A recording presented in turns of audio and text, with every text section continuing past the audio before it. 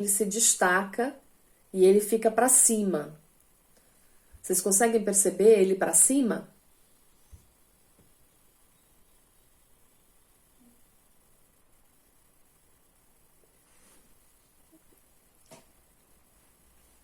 Demora um pouco. Isso mesmo, demora um pouco. Você precisa olhar ali, você olha o ponto no vermelho, quando você olha o ponto vermelho, dali a pouco, quando você vê, você já tá, né, olhando o cubo para cima. Joia, muito bom. Vemos o cubo, né, em 3 dimensões, em vez do que lá está, por exemplo, que é uma figura em 2 dimensões, constituída por um conjunto de linhas horizontais, verticais e oblíquas, organizadas de uma determinada forma. Então, o que ele está falando? É que a primeira coisa que chama atenção para mim e para vocês, e que eu me referi, foi ao cubo.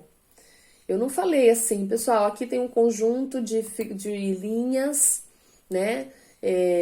Retas, obtusas, oblíquas, blá blá blá, né? Que formam uma determinada figura. Nós não enxergamos isso. Eu garanto que nenhum de vocês também não. A primeira coisa que a gente olhou foi assim, e foi o que eu falei, ó o cubo, né? Vamos ver o cubo assim e o cubo assim. Isso é a totalidade. É disso que o Eitemer e os outros pensadores estavam trazendo naquela época. Escuta, sensação e percepção não são separadas, a gente percebe a totalidade, né? Justamente por isso, eu não vou olhar aqui, né, cada partezinha. Eu olhei o todo, que foi o cubo. É a percepção das relações entre as linhas e não linhas em si que dá a ilusão tridimensional. Isto é assim porque, segundo a forma como orientamos o nosso olhar, e as relações entre as linhas vão se alterando. Umas vão passando de trás para frente, o que nos leva a percepcionar um cubo orientado em direções diferentes. Tá?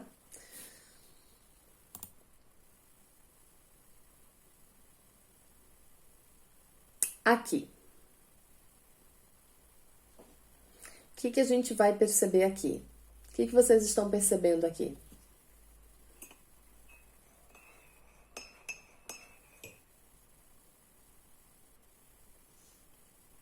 O que nós temos aqui?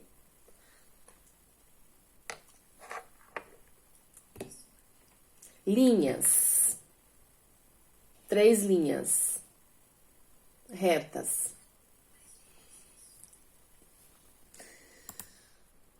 Nessa figura, é mais provável que vejamos 3 linhas paralelas do que uma certa quantidade de estrelinhas ou florzinhas, enfim. Ou mesmo uma forma retangular, porque as florzinhas elas formam uma forma retangular, que é mais difícil, né, gente? Mais difícil se ater a uma forma retangular.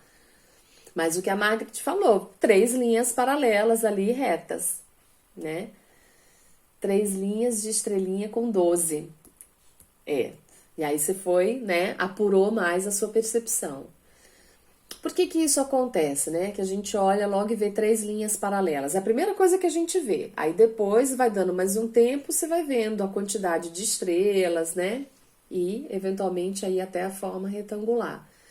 Isso acontece porque devido à tendência para a organização por continuidade. Os elementos que estão mais juntos uns dos outros sobressaem do fundo. Então, as 3 linhas, elas se sobressaem frente à estrelinha e à quantidade de estrelinha. É o que eu falei. Depois você percebe isso. Aí, Maria Lita percebeu.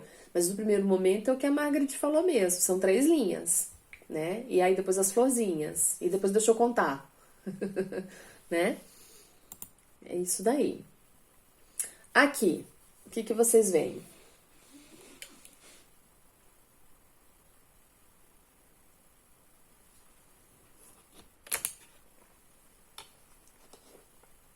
Vamos lá, para vocês acordarem. Porque eu já tô no meu café aqui.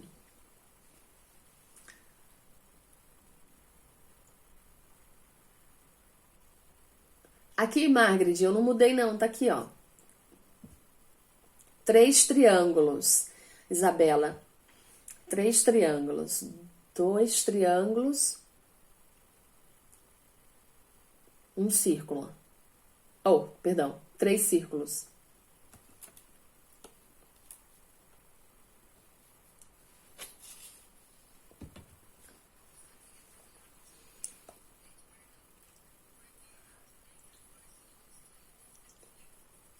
Ah, deixa eu voltar para você. Aqui, ó.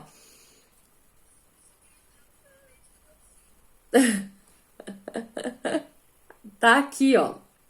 Mas eu coloquei de volta. Olha, ele chamou estrelinha, mas também, assim, pra mim, também eu gosto da florzinha. Acho que é.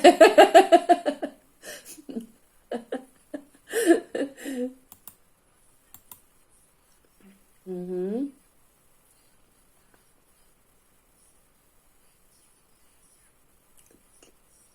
isso. Então vamos ver. Nessa figura é natural que na parte central da figura vejamos 2 triângulos sobrepostos, em vez do que na realidade lá está 3 círculos negros aos quais falta uma seção e 3 pares de linhas angulares, né? Aqui, ó, 3 círculos que falta uma partezinha e 3 pares de linhas angulares. No fundo é isso. Mas quando vocês falam 2 triângulos, 3 círculos, bolas primeiro, depois triângulos, isso já é a totalidade. Isso já é o princípio do que os autores tinham falado.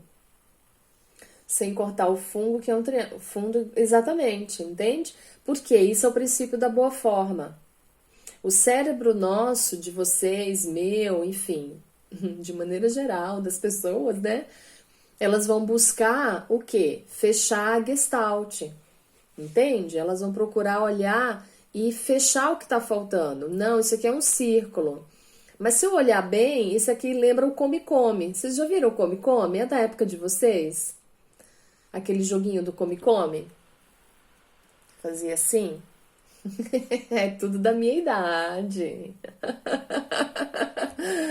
Enfim, então assim, é um come-come, tá faltando aqui, né? A parte que me falta. Então, mas você vê que não, né? Vocês e eu também, 2 triângulos sobrepostos e 3 círculos, né? Portanto, a gente começa a perceber que realmente sensação e percepção, que o nosso cérebro ele vai buscar esse princípio da boa forma e da totalidade, né? Eu vou fechar aquilo que está faltando. Por quê? Se eu não fizer isso, gera desconforto. E nós não gostamos do desconforto, nós vamos buscar a consonância das coisas. Vocês já ouviram falar em dissonância cognitiva? Já ouviram falar? Só um parênteses aqui da nossa aula. A dissonância cognitiva, né, é a diferença que existe entre cognição nossa e ação. Aquilo que eu penso, sinto, tenho construído dentro de mim, né, o mundo dessas ideias, é diferente das minhas, quando é diferente das minhas ações. Sabe aquele ditado que diz assim, faça o que eu digo e não faça o que eu faço? Esse princípio da incoerência é o que nós chamamos de dissonância cognitiva. Entende? Incoerência, inconsistência, incongruência, tá? É quando o meu comportamento não está coerente, em consonância com aquilo que eu penso. Às vezes, e não é raro, eu pensar de uma determinada maneira e agir de outra. Entende? Às vezes, diferente dos meus valores, dos meus princípios, enfim. Então, isso gera uma dissonância, um conflito interno dentro da pessoa. A tendência nossa, então, com isso, essa dissonância, ela gera muita desarmonia dentro de nós, gera um desconforto. Então, aquela pessoa que fuma o cigarro, mas ela sabe que cigarro faz mal à saúde. E ela sabe que está com uma doença que, em função do cigarro, mas é assim, ela Ela fuma, mas não vai acontecer nada, deixa pra lá. É dissonância cognitiva, entende? O psicólogo que rói unha, né? O médico cardiologista que fuma cigarro, enfim, vários comportamentos incoerentes que são muitas vezes aí colocados no nosso dia a dia por nós seres humanos, que tem a ver com essa desarmonia dentro da gente, né, nessa equação, aquilo que eu penso e aquilo que eu faço, tá? Então, a tendência nossa vai ser buscar diminuir o desconforto, porque dentro desses princípios o ser humano não aguenta esse desconforto interno. Então, ele vai buscar justificativas para diminuir o seu desconforto interno. Então, a pessoa que fuma cigarro e ela, né, sabe que faz mal à saúde, que aquilo, né, ela tá com um câncer, uma doença, o que pode provocar, ela vai arranjar uma justificativa para fumar o cigarro. E tem muitas, né? Do tipo, eu só fumo X por dia. Tem tanta gente que morre de outras coisas, não é disso que eu vou morrer. Enfim, sei lá, eu já nem sei aqui as desculpas que vêm na cabeça. Mas são muitas. Vocês devem conhecer um monte de gente assim também. Enfim, então, que arranjam justificativas para o seu comportamento, né? Ontem eu dei uma aula e falei pro pessoal sobre o Senhor Simas. Eu acho que vocês não conhecem o Senhor Simas. É uma brincadeira que eu fiz com eles, eu vou fazer com vocês também. Conhecem? Ninguém conhece o Senhor Simas, né?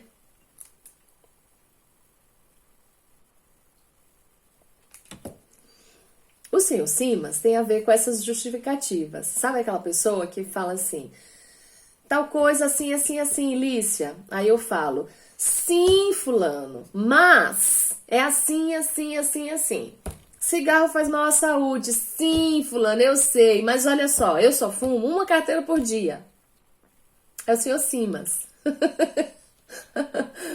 É uma brincadeira, entenderam? Então, sim, mas tal coisa. É a base das justificativas nossas. Então nós usamos muito, é um velho conhecido no fundo, é um velho conhecido nosso, o Senhor Simas. Essas justificativas, elas são justamente para diminuir o desconforto, a dissonância cognitiva dentro de nós. Quando eu arranjo essas justificativas, é como se eu ficasse melhor, vamos dizer assim, dentro de mim mesmo. Tá? Mesmo que seja incoerente, mesmo que não faça o menor sentido. Portanto, tudo isso para dizer é essa percepção nossa aqui. Nós vamos buscar esse princípio da boa forma. Eu não estou dizendo que é bom ou ruim. Eu não estou entrando em julgamento aqui, tá certo, pessoal? Eu estou explicando só um mecanismo natural do ser humano. Se a pessoa justifica demais, justifica de menos, enfim. Se ela usa muito o Senhor Simas, ela está justificando demais. Se está justificando demais, é porque está tendo alguma necessidade em relação a isso. Aí cada um avalia a sua condição. Então não tem nenhum mérito aqui de julgamento nessa fala, mas tão somente fazer nós pensarmos, né, nesses mecanismos, inclusive comportamentais nossos, das nossas ações e o modo da onde tudo isso surge, né? Como que é? Existem princípios aí estudados para isso. E querendo ou não, essa questão da totalidade aí tem a ver com essa condição, né? Nós buscamos... Por que existem essas justificativas? Por que existem os porquês? Por que nós buscamos tanto os porquês? Que é justamente para diminuir essa dissonância cognitiva dentro de nós. Esse é um pensamento extremamente ocidental, né? O oriental não vai buscar tanto isso. Tem um outro nível de compreensão e reflexão frente à vida. Budismo, enfim, e outras linhas aí do conhecimento. Ok, até aqui. Deem um joinha aí.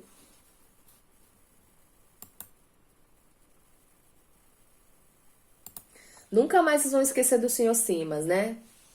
Já sei, que nunca mais vão esquecer dele.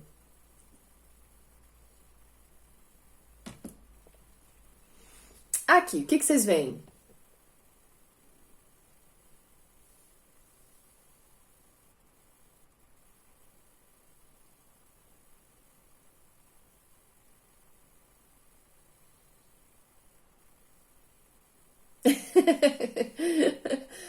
Um rostinho emburrado. Gostei, Isabela. Também acho. Também acho. Alguém diferente? Não. Bianca, isso mesmo. Isso, gente. Olha só. Nossa percepção, ao vermos o desenho ao lado, de uma fisionomia, uma caretinha, né? Isso, Liz. Se analisarmos essa percepção, teremos apenas uma circunferência, perdão, e alguns traços. No fundo, é isso. É um círculo com 4 traços, correto? Mas todos nós, incluindo eu também, junto com vocês, eu olho e vejo uma carinha emburrada, uma carinha triste, um rostinho emburrado, como a Isa falou. Mas a rigor são 4 traços ali e um círculo. Mas olha, de novo, a gente aprendendo a totalidade, não separando sensação de percepção. Então, as respostas que vocês deram foram as respostas que os pesquisadores, os pensadores falaram lá em 1800 e tralalá, né? Quando trouxeram esses princípios. Nada mudou. Então, os princípios da organização da percepção de Whitmer. Boa forma ou pregnância. É isso mesmo que vocês fizeram agora. O tempo inteiro foi o princípio da boa forma, tá? Vocês agruparam, né? Fizeram proximidade, similaridade, continuidade, simetria. A gente vai ver outros daqui a pouco. Mas vocês, com essa brincadeira agora, vocês usaram todos esses princípios, sem nem perceber. Tá? Como eu falei, isso não precisa passar por nenhum processo racional. Isso é automático aí dentro de nós. O princípio da unidade. Quando vários elementos são parecidos e seguem um padrão, tendemos a agrupá-los em um único objeto, né? Então aqui a gente tem esses 4. A tendência nossa, a gente vai ver o quê? As bolinhas todas enfileiradas azuis, a gente vê, né? É como se fosse esse formato aqui, né? Olhando isso aqui, a gente tende no nosso cérebro a olhar como se fosse isso aqui, né? Um quadrado com essas bolinhas todas. A gente tende a unificar, dar uma unidade para aquilo que está separado. Semelhança. A gente tende também a entrar e fazer determinados padrões visuais, né? Quando o objeto possui elementos diferentes, mas que possuem um padrão visual, a percepção tende a separá-los em novos elementos. Então, assim, quadrado, bola, quadrado. Eu não faço a unificação aqui como eu fiz na anterior. Percebe? Eu aqui também não faço a unificação, ó. E aqui também não. Por quê? Porque eles têm padrões diferentes, ó, cinza, preto e borradinho, né, estampado, aqui com cores diferentes, aqui cores e formas diferentes. Quando tem isso, né, eu não faço a unidade, mas eu aproximo por semelhança. Eu não faço a unidade, mas eu aproximo. Eu nunca vou colocar essa bolinha aqui, ou esse traço aqui. Eu vou separar por semelhança, né? E eles, a rigor, eles têm semelhança, mais ou menos aí na sua forma, enfim. Então, esse é um outro princípio, o princípio da semelhança.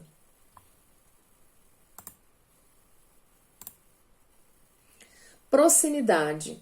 Quando observamos elementos muito próximos, a percepção tende a agrupá-los em um único bloco. Aqui, se a gente for olhar esse camarada aqui, tem um monte de coisinhas aqui pequenininhas que a gente agrupando forma a fisionomia da pessoa. A Unilever a mesma coisa. Aqui, ó, tem um monte de palavras, né? Que aí, então, nós buscamos com a proximidade trazer aí um único bloco distinto. Isso a gente também tende a fazer. Segregação, reconhecimentos de formas por estímulos provocados por efeitos visuais, com pontos, linhas, planos, volumes, cores, né? A gente vai tentando também dar uma boa forma a essas percepções aqui pela segregação.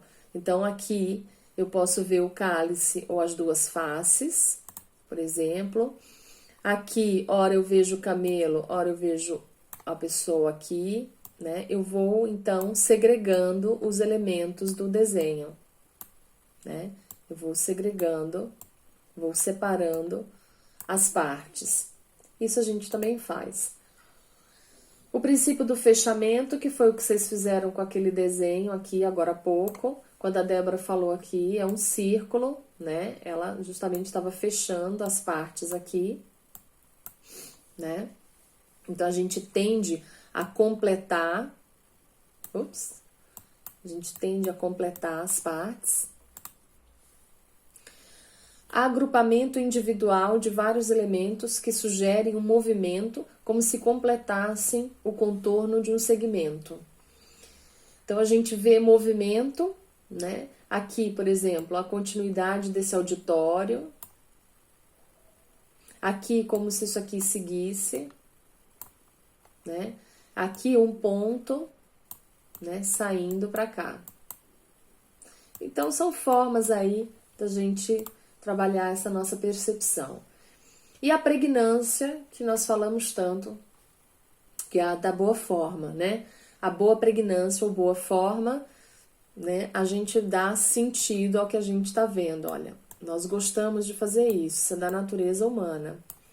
Nós não gostamos, isso é o princípio da pregnância poluída, tá? Nós não gostamos de ver coisas assim, ó, desorganizadas, tá vendo?